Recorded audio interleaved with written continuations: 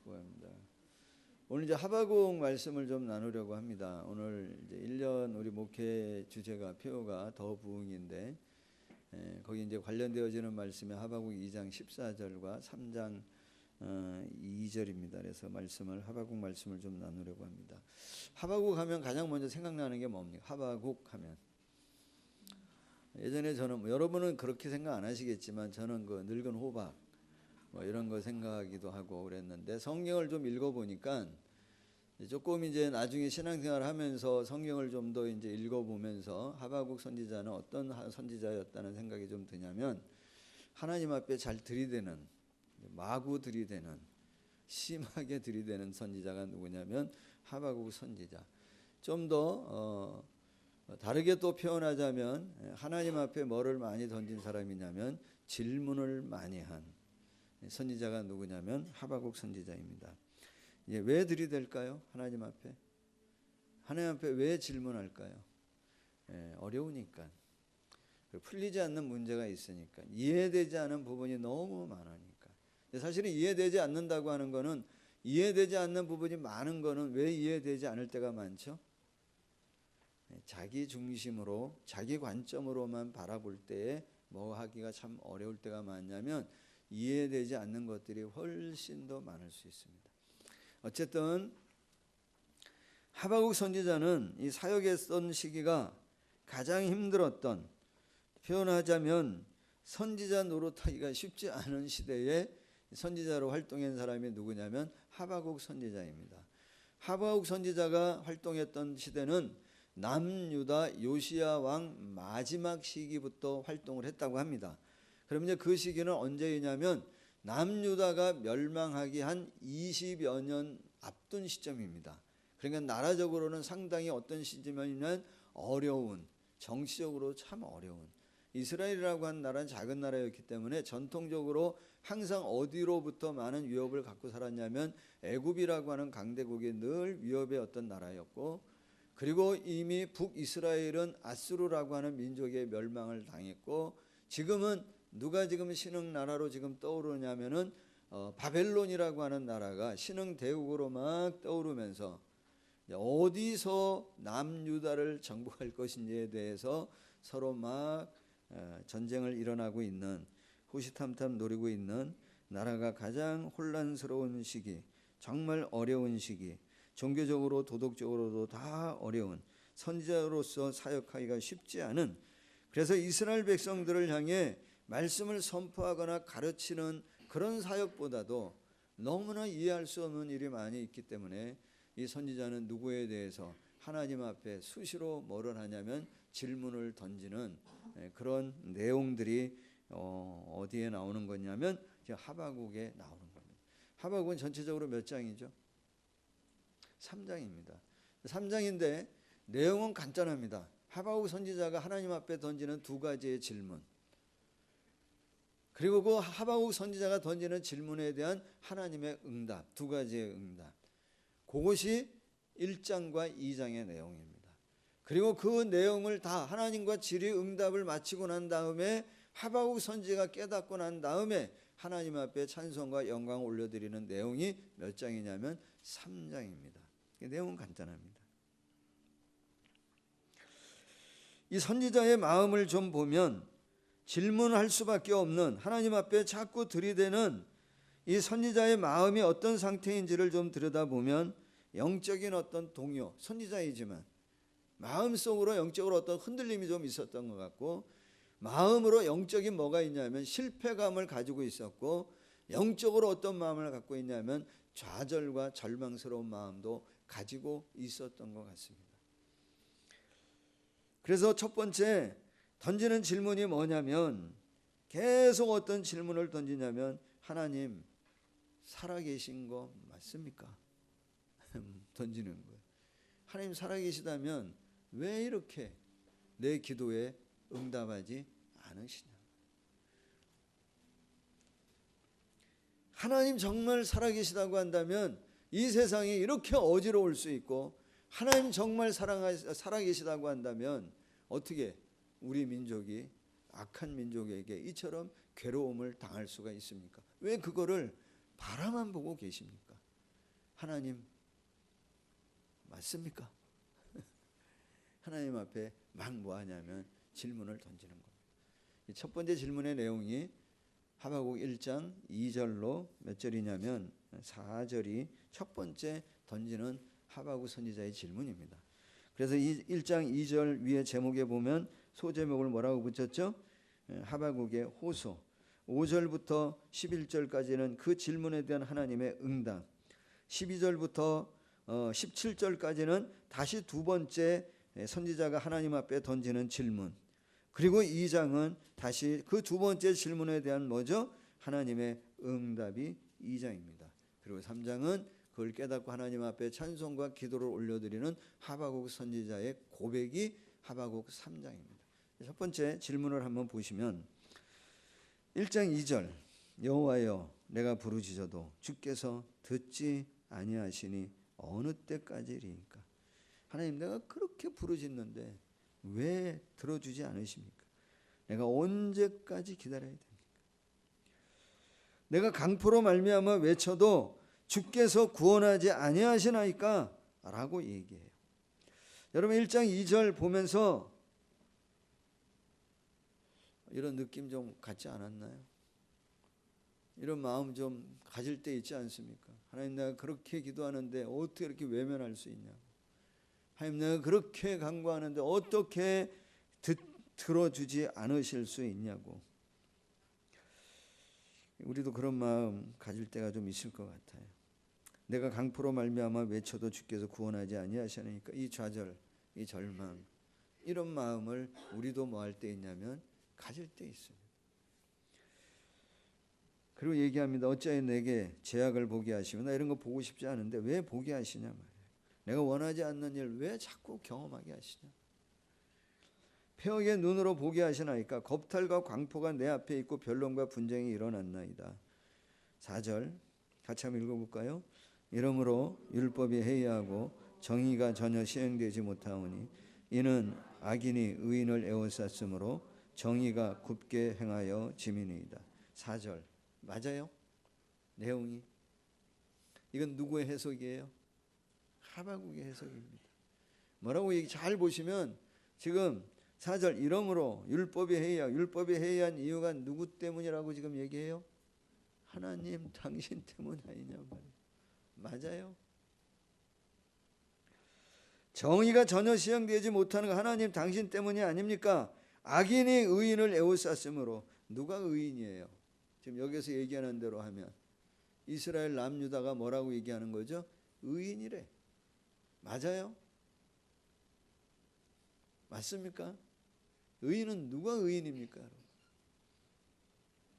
지금 이게 누가 누구의 관점에서 해석을 하는 거죠? 지금 선지자는 자기가 자기 관점에서 해석하는 거예요. 나중에 하나님 이제 말씀하세요.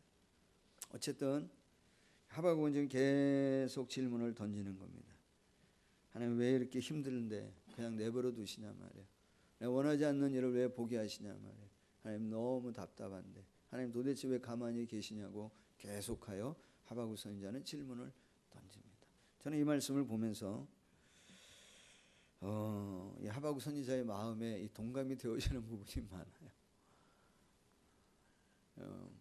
행복하냐고 물어보시면 뭐하죠? 저는 행복합니다. 그러나 행복하다라고 하는 것이 내 삶이 그렇게 쉽다라고 하는 것은 아니에요. 행복하냐고 물어보신다면 저는 행복합니다. 그러나 그것이 내 삶에 문제가 생기지 않는다고 하는 말은 아니에요. 제가 교회를 섬기는 사역을 지금 30년 가까이 하고 있는데 생각하면 감사해요. 지금도 이 자리에 있을 수 있다고 하는 게 감사하고 너무 감사해요. 그러나 감사하다고 하는 것이 늘 평탄했다고 하는 것만은 아니에요. 그렇기 때문에 저 역시 하박국 선지자의 이 글을 읽어보면서 하박국 말씀을 읽으면서 맞아, 그렇지, 그런 마음 동감할 때가 많이 있어요. 저 역시 그런 기도를 드릴 때가 많아요. 하나님 정말 살아계십니다. 하나님 언제까지 기다려야 돼요? 하나님 내가 언제까지 기다려야 합니까? 아니 어떻게 이렇게까지 들어주지 않으실 수 있습니까? 하나님 어떻게? 원하는 일은 보게 안 하시고 기대하는 일은 일어나지 않게 하시고 원하지 않는 일은 자꾸 보게 하시나 더 이상 보고 싶지 않은 일을 이런 마음을 가질 때가 있습니다. 여러분 어떻습니까? 여러분 안 그러십니까? 사실은 하박국 선지자의 이 글을 보면 내용을 좀 보면 형식은 어떤 형식을 취하냐면 질문의 형식을 취하지만 내용을 보면 이게 질문이라기보다는 원망이고 불평이고 어떤 부분에 가서는 누구에게 뭐를 하냐면 하나님에게 설교를 합니다. 오히려 거꾸로 그렇게 합니다. 여러분 그러지 않죠? 여러분 인생에 어려움이 겹치고 정말 힘들고 삶의 어떤 위기 가운데 있을 때도 문제가 지속되어지고 오랫동안 풀리지 않는 정말 그 힘들고 어려운 상황 가운데 있어도 여러분 하나님 앞에 예의를 지키시고 그렇죠? 그러시나요? 우리도 누구처럼 그럴 때 있냐면 하박국 선지자처럼 그런 마음을 가질 때가 있단 말이에요. 그 상황 가운데에 하나님 앞에 이런 질문을 할 수밖에 없는 아니면 해야 하는 하나님 마음은 좀 불편하시더라도 좀 하나님 보실 때 무례하다고 생각될지언정 우리가 하나님 앞에 그렇게 들이댈 때도 우리도 있다는 거예요. 있습니다. 하나님 뭐라고 대답하십니까? 너 무슨 소리 하냐? 막 이렇게 혼내지는 않으셔요. 뭐라 그러시냐면 하나님의 대답이 이제 5절로 11절인데요. 이렇게 얘기합니다. 한번 보실까요? 여호와께서 이르시되 너희는 여러 나라를 보고 또 보고 놀라고 또 놀랄지어다. 이게 무슨 소리예요? 너의 고난이 아직 끝나지 않았다는 거예요. 더 볼 거라는 거예요. 더 놀랄 거라는 거예요. 기가 막히죠? 너희 생전에 내가 한 가지 일을 행할 것이라 누가 너희에게 말할지라도 너희가 믿지 아니하는 그런 놀라운 일을 너희에게 할 거라는 거예요. 그게 뭐예요? 나라가 망할 거라는 거예요. 보라 내가 사납고 성급한 백성 곧 땅이 넓은 곳으로 다니며 자기의 소유가 아닌 거처들을 점령하는 갈대아 사람들을 일으켰나니 바벨론 사람들을 얘기합니다. 그들은 두렵고 무서우며 당당함과 위엄이 자기들에게서 나오며 그들의 군마는 표변보다 빠르고 저녁 이르보다 사나우며 그들의 마병은 먼 곳으로부터 빨리 달려오는 마병이라 마치 먹이를 움키려 하는 독수리의 나름과 같으니라. 그들은 다 강포를 행하여 오는데 앞을 향하여 나아가며 사람을 사로잡아 모으기를 모래같이 많이 할 것이요 왕들을 멸시하고 방백을 조소하며 모든 경관성들을 비웃고 흉벽을 쌓아 그것을 점령할 것이라. 11절 같이 읽습니다. 그들은 자기들의 힘을 자기들의 신으로 삼는 자들이라. 이에 바람같이 급히 몰아 지나치게 행하여 범죄하리라. 이 갈대아 사람들, 바벨론 사람들이 그렇다는 거예요. 근데 저는 이 말씀을 읽으면서 하나님께서 아직 고난의 끝이 안 났다는 거죠. 더 고난이 있을 것이라고 얘기하시는데 이스라엘 백성들 하는 얘기가 뭐냐면 제가 볼 때에는 너희는 다른 게 좀 있냐라고 물어보시는 겁니다. 이들은 자기의 힘을 의지하는 민족인데 너희 뭐 좀 다른 거 있냐라고. 너 정말 네가 의인이라고 얘기하고 그들이 악인이라고 얘기하는데 너 정말 그 말 뭐 할 수 있냐 말이에요. 책임질 수 있냐 말이에요. 정말 다름이 뭐냐 말이에요. 너는 갈대아 사람들이 갖지 못한 그 힘 때문에 지금 너 슬퍼하는 거 아니냐 말이에요. 네가 정말 구하는 게 그들보다 더 많은 힘을 달라고 지금 구하는 거 아니냐 말이에요. 어쨌든 하나님 하시는 말씀이 뭐냐면 더 어려워질 거야. 이 고난이 끝난 것이 아니야 라고 말씀하십니다.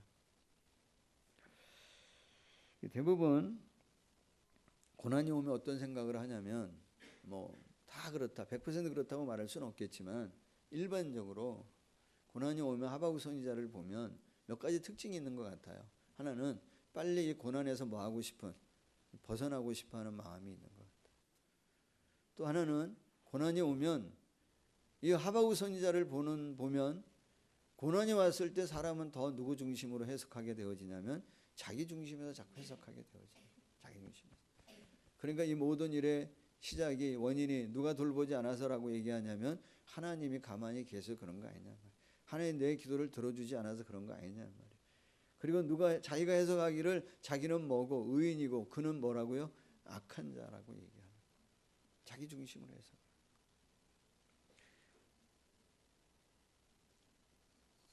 아까 말씀드렸지만 하나님은 좀 다르게 보시는 것 같아요. 다르게 보라고 좀 말씀하시는 것 같아요. 고난에 대해서. 이 고난을 빨리 벗어나려고만 하지 말고 고난을 좀 정면으로 바라보고 고난에 진심으로 좀 대해라. 고난을. 고난이 우리에게 가져다 주는 유익도 있습니다. 처칠이라고 하는 분은 영국의 그 수상이었던 처칠이라고 하는 분은 뭐라고 표현하냐면 좋은 위기의 때를 이 위기를 뭐라고 표현했냐면 좋은 위기의 때를 헛되이 낭비하지 마라. 이렇게 표현하더라고요. 좋은 위기의 때를 헛되이 낭비하지 마라. 하나님은 고통과 고난 이것을 헛되이 낭비하지 않으신다. 저는 고난이 오면 가장 중요한 유익은 뭐라고 얘기할 수 있냐면 우리의 중심이 좀 바뀌어지는 겁니다. 내가 보는 관점을 좀 다르게 가질 수 있는 너무나 좋은 기회입니다. 오늘 여기 말씀을 좀 보면 이 상황 가운데서 보면 지금 이스라엘이 겪는 이 고난은 누가 허락한 고난이라고 얘기할 수 있냐면 하나님께서 허락하신 고난이라고 말할 수 있습니다. 그러면 하나님이 허락하신 고난이라고 한다면 이 고난에서 빨리 벗어나는 게 목적이 아니라 그 고난의 때가 뭐해야 되냐면 차야 됩니다. 고난의 때가 차야 합니다. 이 때를 채워야 합니다. 무엇을 채워야 하는가? 2장 3절을 한번 보시면 이렇게 얘기하죠. 이 묵시는 정한 때가 있나니 그 종말이 속히 이르겠고 결코 거짓되지 아니하리라. 비록 더딜지라도 기다리라. 지체되지 않고 반드시 응하리라. 자, 그럼 여러분 오늘 나아가 살아가는 내 현실과 하나님의 약속되어진 말씀하고 사이에 뭐가 있어요? 이 거리, 갭이 있습니다. 오늘의 내 상황과 하나님의 약속과의 어떤 상황에 하나님의 뜻이 성취되어지는 그 시점에 뭐가 있냐면 이 갭이 있습니다. 그걸 어떻게 하라고 얘기하는 거냐면 때가 차도록 뭐하라 그러냐면 기다리라는 거예요. 기다리는데 어떻게 기다릴 수 있습니까? 누가 기다릴 수 있습니까? 여러분 잘 기다리십니까? 어떻게 기다리라고 얘기하는 거예요? 하나님이. 그래서 하박국서 전체 주제 중에 하나인 2장 4절에 이렇게 말씀하십니다. 2장 4절을 같이 한번 보시죠. 같이 한번 읽어볼까요? 보라, 그의 마음은 교만하며 그 속에서 정직하지 못하나 의인은 그의 믿음으로 말미암아 살리라. 하나님 말씀하세요. 너 의인이라 그랬지? 의인이 뭐냐 도대체? 의인은 뭐라고요? 믿음으로 사는 자가 의인이라는 거예요. 너 의인이라고 말할 수 있냐?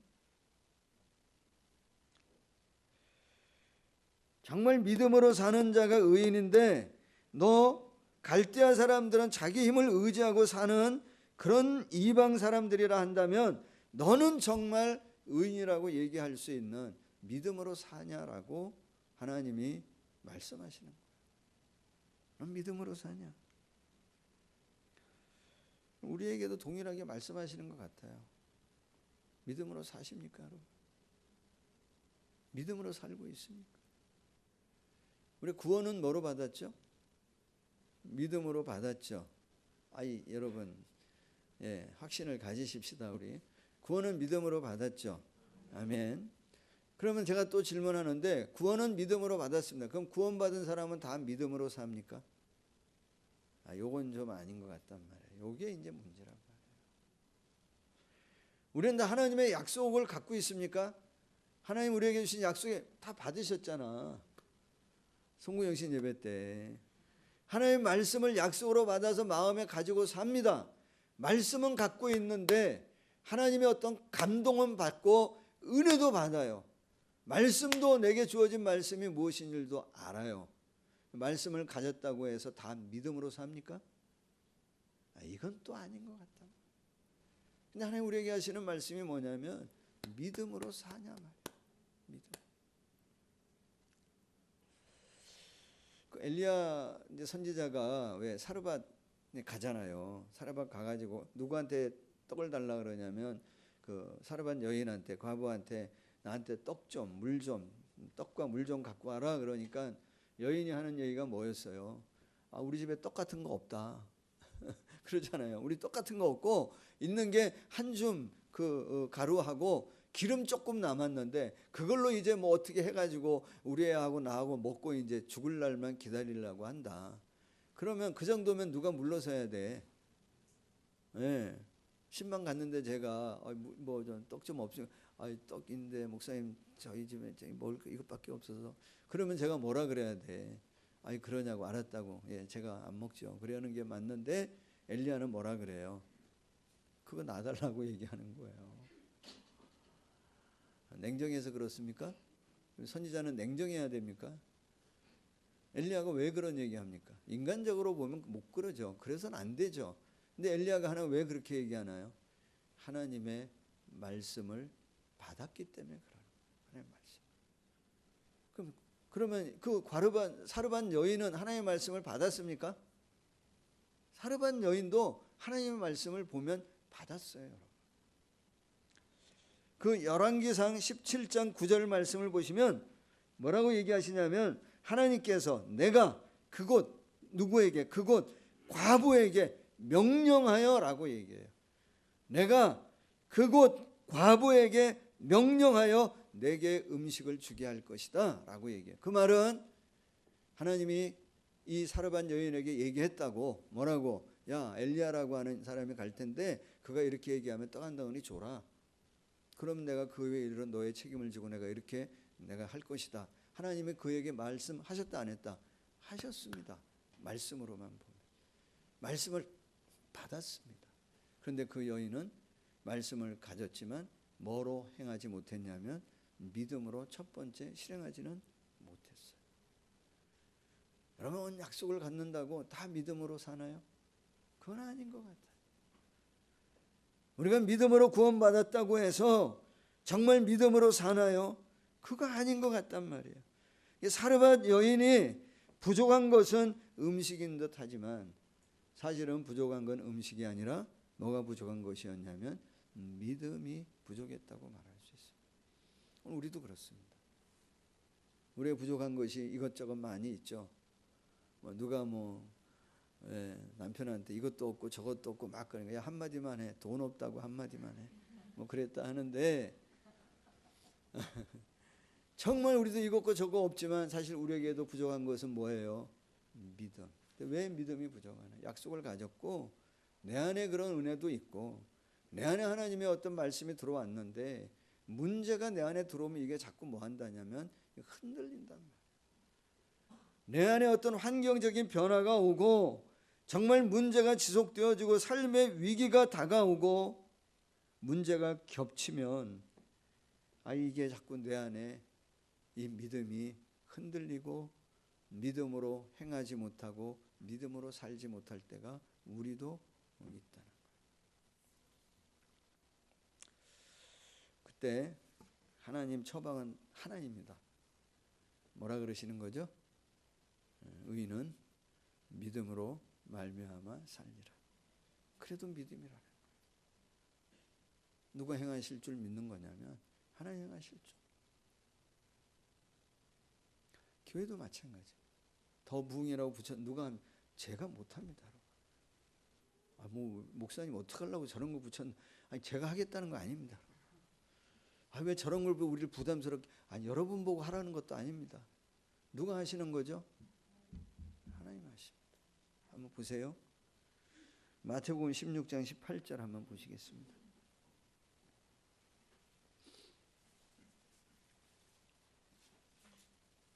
마태복음 16장 18절 찾으셨으면 같이 한번 읽어볼까요? 시작. 또 내가 내게 이르노니 너는 베드로라. 내가 내 교회를 세우리니 음부의 권세가 이기지 못하리라. 자, 말씀을 잘 보시면 우리가 잘 아는 대로 베드로의 어떤 고백 가운데 하나님 교회를 세우시겠다고 하는 말씀인데요. 교회를 세우는 건 누구의 일이라고 얘기하냐면 우리의 일이 아닌 누구의 일이에요? 내가 하시겠다. 내가 이 반석이에요. 교회를 세우는 거는 물론 우리가 섬기고 우리가 헌신하고 우리가 많은 일을 합니다. 그러나 근본적으로는 이 교회를 누구의 교회라 그랬냐면 내 교회라 그랬어요. 주님이. 누가 세우겠다 그랬냐면 내가 세우겠다고 말씀해요. 그 약속을 믿어야 돼. 자, 사도행전 2장 47절도 한번 보겠습니다. 그래서 교회가 막 세워지죠. 막 부흥도 일어나고요. 막 그런 일이 일어나고 난 다음에 이제 사도행전 2장 47절에 이렇게 얘기합니다. 같이 한번 읽어볼까요? 2장 47절입니다. 하나님을 찬미하며 또 온 백성에게 칭송을 받으니 주께서 구원받는 사람을 날마다 더하게 하시니라.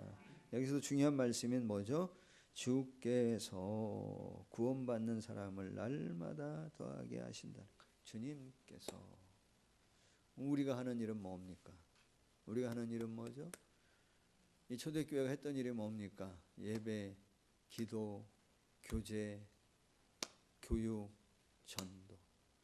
우리가 할 수 있는 일은 뭡니까? 이 모든 일을 하나님이 하신다고 믿고 내 마음이 아프고 내가 어렵고 내 상황이 어렵고 힘들고 고통스러워도 고난이 와도 여전히 나는 뭐 하는 거예요? 예배하는 것. 그게 믿음으로 사는 것. 예배할 수 없는 그 상황에서도 예배하는 것. 내가 힘들고 어렵지만 그 상황에서도 하나님 앞에 기도할 수 있는 것. 기도를 쉬지 않는 것. 그게 뭐예요? 믿음으로 사는 것. 아무런 일이 일어나지 않는 것 같고 정말 내가 기대하는 것이 일어나지 않을지라도 여전히 하나님 앞에 예배를 멈추지 않고 마음을 다하여 예배하는 것이 뭐 하는 것이라고 얘기하냐면 믿음으로 사는 거야. 그 사람이 의인이야. 그 사람을 통해 오늘도 나는 믿음 가운데 역사할 거야. 왜? 그가 하는 행위가 누구를 인정하는 거예요? 하나님의 영광을 인정하는 거예요. 그 상황 가운데서. 사랑하는 여러분, 우리가 이 약속을 붙들어야 해요. 우리의 믿음이 흔들릴 때 있어요. 그때도 이 약속을 붙들어야 해요. 왜 흔들리죠? 예. 이제 성경 보면 하박국 선지자가 있는 데하고 하나님이 있는 데하고 장소가 좀 구분되어 있습니다. 좀 다릅니다. 2장 1절을 한번 2장 1절인가요? 2장 1절을 한번 보시면 자, 뭐라고 얘기하시냐면 표현하냐면 내가 내 어디에 서 있다고요? 파수하는 곳에 서고 내가 어디에 올라가 있어요? 성루에 올라 있다. 내가 무엇이라 말씀하시 기다리고 바라보고 나의 질문에 대해 어떻게 대답하시는지 내가 볼 거라는. 성루, 파수하는. 성루는 어디입니까? 이게 상징하는 데가 뭡니까? 세상 한가운데입니다. 세상의 중심입니다. 세상을 바라보는 그곳입니다. 거기서 바라보니까 어떤 게 보이는 거예요? 세상이 너무 잘 보입니다. 갈대아 사람들 하는 게 너무 잘 보입니다. 13절, 1장 13절 주께서 눈이 정결함으로 악을 참아보지 못하 하나님 그렇게 정의로운 분이시고 순결한 분이시면 악을 보지 못하시고 폐역을 참아보지 못하시는데 왜 어찌하여 거짓된 자들을 방관하고 악인이 자기보다 의로운 사람을 삼키는데도 왜 하나님 잠잠하시냐 말이에요. 주께서 어찌하여 사람을 바다의 고기 같게 하시고 다스리는 자 없는 벌레 같게 하시나이까. 그가 낚시로 갈대아 사람들이 낚시로 우리 모두를 낚고 그물로 모두를 잡고 투망으로 모으고 그리고는 기뻐하고 즐거워하기 위해 내버려 두시냐. 그물을 제사하며 투망 앞에 분향하고 이는 그것을 힘입어 그들의 소득이 풍부하고 먹을 것도 풍성하게 되어지고 그물을 떨고는 계속하여 여러 나라를 무자비하게 멸망시키는 것이 과연 옳냐 말이에요. 어디서 보니까 다 보여요. 성루에서 보니까 그들이 잘 되는 것 같아요. 누구랑 비교돼요? 나랑 자꾸 비교가 되는 거예요.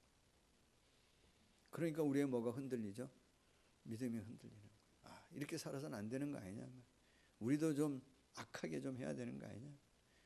우리도 좀 뭐 어떻게 해봐야 되는 거 아니냐는 마음이 우리 안에도 뭐 하냐면 자꾸 들어와서 우리의 믿음이 뭐 하냐면 흔들린다. 하나님 어디 계시다 그래? 하나님은 하나님의 이제 처방 2장 20절 보시면 뭐라고 얘기하냐면 하박국 2장 20절 같이 한번 읽어보겠습니다. 오직 여호와는 그 성전에 계시니 온 땅은 그 앞에서 잠잠할지니라 하시니라. 하나님 어디 계시다고요? 성전에 계시대. 너 어디 있냐? 나는 여기 있다. 너가 서 있는 그 성루를 뭐로 만들으라고 얘기하는 거냐면 성전 되게 하라는 거야. 네 마음이 흔들릴 때마다 믿음으로 산다는 게 뭐냐? 여전히 하나님 앞에 성전 되게 거기에서 무릎 꿇으라는 거예요.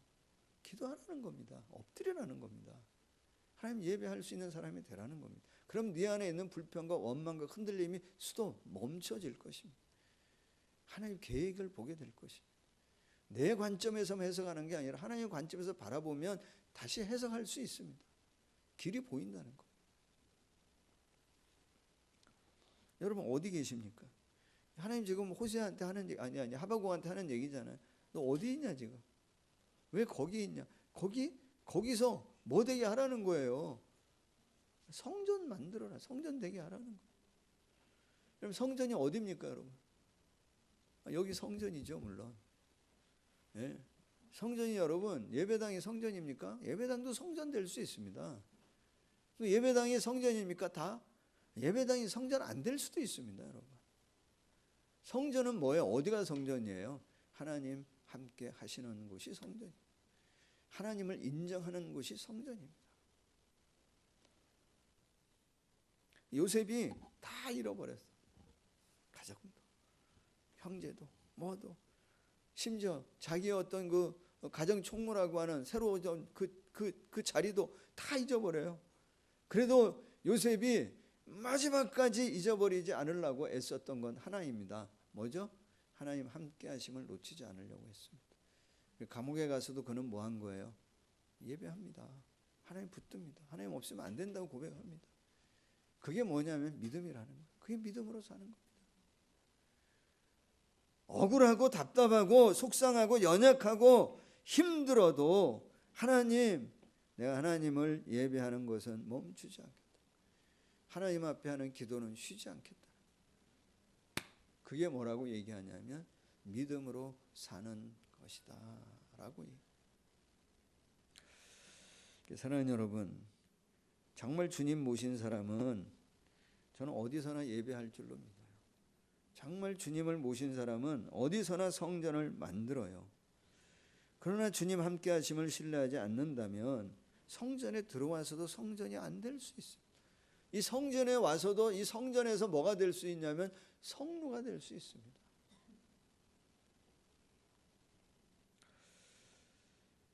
자, 세상 가운데 살면서 왜 믿음이 흔들리지 않겠습니까? 흔들릴 때 있습니다. 저도 흔들립니다. 저라고 더 나은 거 없습니다. 흔들릴 때 있습니다.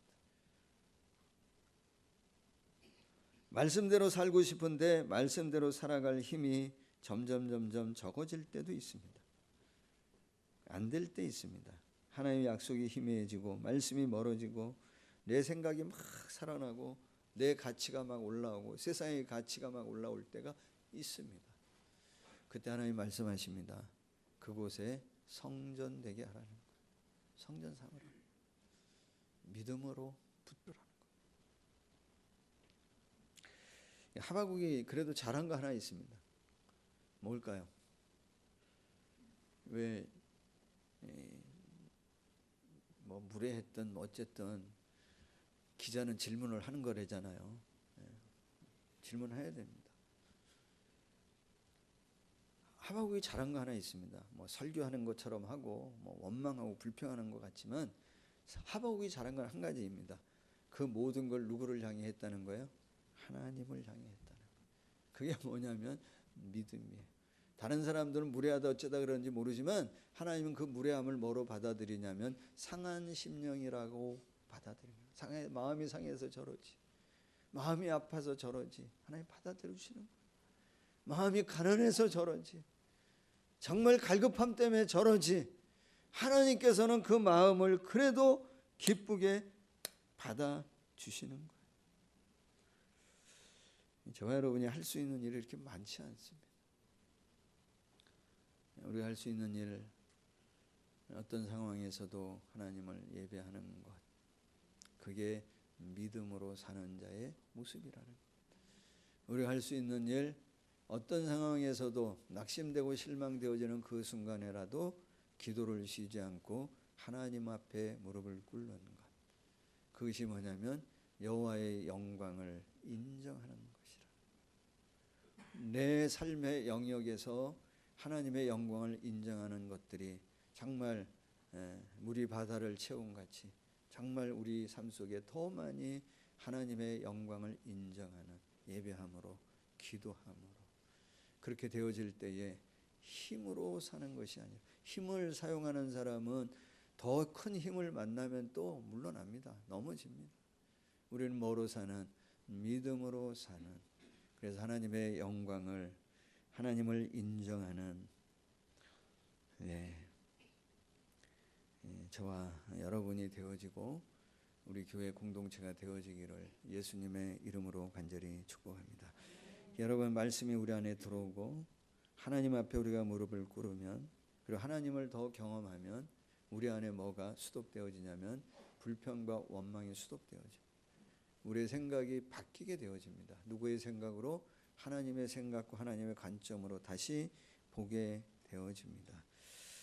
자, 여러분 어디 계십니까? 물론 세상 가운데 있죠. 그 세상 가운데 하나님의 성전을 삼을 수 있는, 여러분 가정 가운데 늘 하나님의 성전을 되게 하시는 그런 성도님들이 되시기를 주의 이름으로 축복합니다. 문 밖에 있었다면, 왜 그 성전 그 성막으로 얘기하자면 울타리 밖에 있었다면 올해는 한 걸음 좀 더 들어와서 문 열고 뜰 안으로 들어오고, 뜰 안에 있다면 이번에는 성막을 헤치고 성막 안으로 좀 더 들어가고, 성막 안에 있었다고 한다면 주 은혜의 보좌를 향해 그분의 은혜를 우리가 의지하여 지성소까지 깊이 들어가서 하나님을 예배하고 하나님 앞에 깊이 기도하며 하나님을 인정하는 그 자리에서 나가면 3장에 하나님이 부흥케 하시는 일들을 하나님께서 행하시고 그 영광을, 또 그 어떤 기대함을 맛보게 하실 줄로 믿습니다.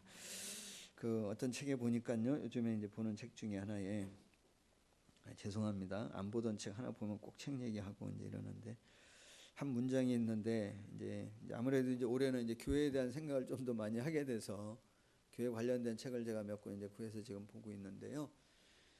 이런 게 이제 이 문장이 마음에 참 오더라고요. 다가오더라고요. 건강한 작은 교회가 성장하면, 건강한 작은 교회가 성장하면 건강한 큰 교회가 된다. 그죠? 근데 건강하지 못한 작은 교회가 성장하면 건강하지 못한 큰 교회가 된다. 이건 참 아픔인 것 같아요. 규모의 문제가 아니라 작지만 건강할 수 있고요, 작지만 강할 수 있습니다. 그 강함은 어디에서 오는 것이죠? 하나님을 인정하는 거예요. 어떤 상황 가운데 있어도 하나님을 예배하는 겁니다. 소망하는 것은 우리 대명교회 주인이 하나님이신 것을 우리가 인정하고, 교회 머리 되시는 분이 주님이신 것을 인정해서 우리의 아픔도, 우리의 연약함도, 내 어떤 부족함도 다 만져주셔서 하나님께서 이 교회 가운데 영광과 찬송 받으시는, 그래서 우리 모두가 여러분 삶 속에, 여러분 가정에 주인이 하나님이심을 인정하며 항상 예배하기를 쉬지 않는, 항상 기도하기를 멈추지 않는 우리 사랑하는 모든 성도님들이 되시기를 예수님의 이름으로 간절히 축복합니다. 기도합니다. 하나님, 우리도 이 하박국 선지자처럼 이해할 수 없는 일들이 우리 안에 많이 일어날 때 있고, 아플 때 있고, 마음이 상할 때 있고, 이해되지 않을 때 있고, 그래도 이 시간이 결단하는 것은 우리가 아프고 속상하고 괴롭고 힘들 때에도 하나님 앞에 이 모든 것들을 다 토해내고 하나님 앞에 고백할 수 있는 저희 되어지기를 간절히 소망합니다. 하나님 우리의 이 마음을 받아주셔서 올 한 해 더 하나님 앞에 깊이 예배하고 더 하나님 앞에 더 깊이 기도하며 하나님 모든 영역에 하나님 되심을 인정하며 나갈 때 하나님 영광 받아주시고 하박국 선지자가 고백하는 것처럼 주님 이 부흥을 수년 내에 이루어 주십시오. 진노 중에라도 주님 궁일이 여겨 주십시오. 이 고백을 우리가 마음에 품고 살아가는 이 한 해가 되어지도록 역사하여 주시옵소서. 그렇게 하실 주님을 찬양하고 감사하며 예수님의 이름으로 기도하옵나이다. 아멘.